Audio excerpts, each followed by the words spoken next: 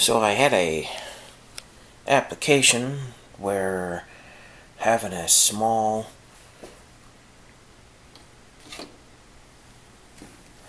video camera that's in the same style as a GoPro would be useful to me. So I was turned on to this camera.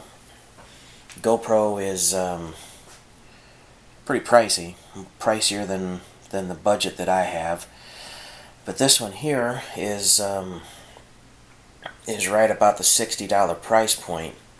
And since I don't jump off cliffs or go deep sea diving or really risky activities like that, I figured that this should survive fairly well. This has got when you turn this camera on, it's got a Wi-Fi signal that will communicate with a smartphone. If you own a smartphone, I don't, so that capability is completely useless to me. But I do have visitors that do have one of those, and I might be able to take advantage of that when they're visiting. The kit comes with quite a few attachments. This one's for, say, the handlebars on your bicycle. And then there's a whole series of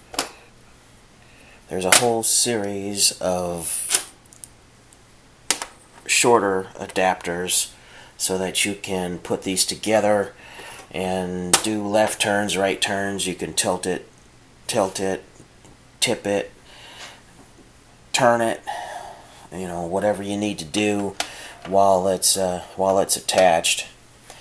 There's a water resistant box. I think it's down to 90 feet. It's 30 meters, something like that. And the book is over here.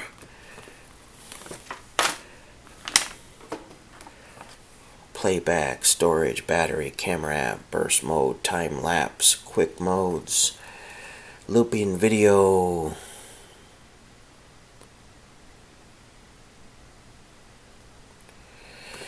It doesn't say how deep. I think it's 30 meters, which is roughly 90 feet, and that's as close as I need. That's just as close to exact as I need because most of that this will ever be used for is to be attached to a stick and then put off the side of the boat when I'm fishing. So if you use the water resistant box, it hinges open at the top. It's got a pretty good seal on it. It comes shipped in this because this is a pretty good impact resistant box for protection also. The other attachment is a cup bracket that fits over the top of the camera. And once you have this fit on, all of your attachments attach either at the top or at the bottom. The only other attachment for this is this spring clip on the back. So to keep that straight, that would work to put to clip onto webbing or a shirt pocket or something along those lines. The only disadvantages of that clip is that it completely covers the the screen on the back, and it's a pretty nifty little screen once you turn it on.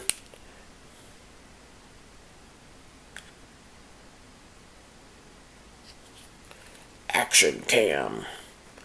Once you turn it on, what we got going on here? Boxes,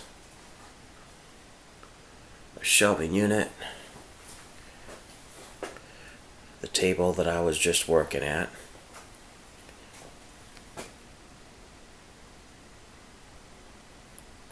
and it's pretty nice little screen. The detail that I have noticed is that the battery doesn't. I charged this up to 100% battery, and then went through and set the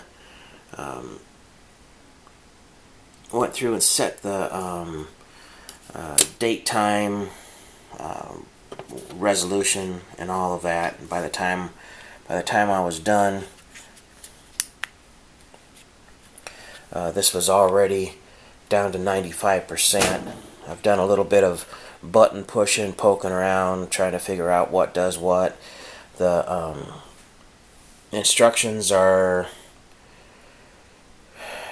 instructions will get you into the right room, but you have to be willing to poke around in order to actually figure out what they're meaning. It's pretty good instructions so far. All of them are written in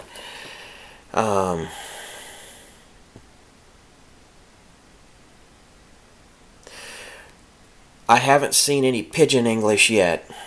You know, the instructions that somebody in the States read the instructions to somebody overseas, and they tried to convert it over to Chinese and then back into English, and there's none of that here. It's all complete sentences. They all flow the way they should flow, but they're pretty vague. They'll get you. The instructions will get you into the right room.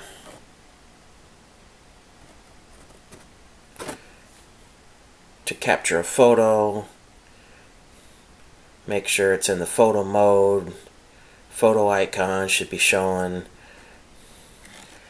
The only thing that have yet to find on either the screens or in the instructions are a way to delete stuff that's already stored on the camera. How to delete it back in while you're still in the field. There is no software that ships with this to put onto your computer, so there's no means to edit or do anything else through the supplied software. You can get the light right. I don't know if this is going to show up or not. This takes a micro SD card, and I have a 32 gig card put into it. That's 32 gig card is about the size of my little fingernail. Tiny little card. At 1080, a 32 gig card will hold 240 minutes of video. Set at 720p, it'll hold 320 minutes of video. So 320 minutes divided by 60 is over 6 hours of video. And looking at the back, clear up here at the top, it shows 6 hours, 1 minute, 31 seconds. And I've got a couple of little short push the button, see what they do videos stuck on the card right now. And so far what I've noticed is to take the actual card, it right now is covered by the plastic attachment. So to get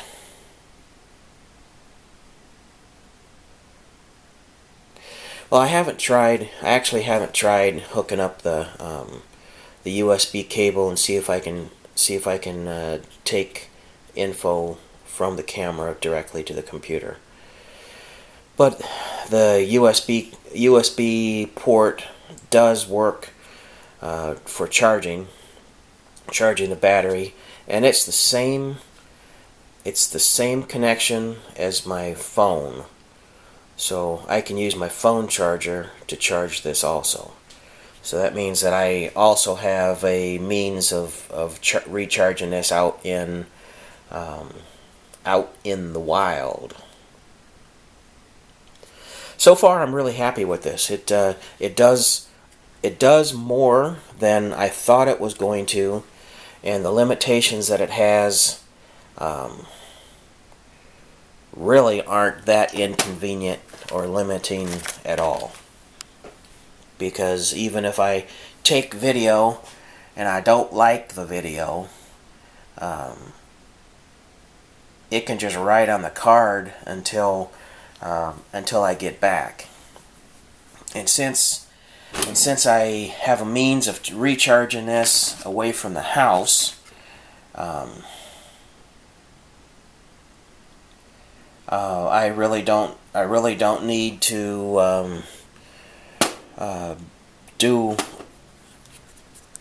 I might consider getting another battery, but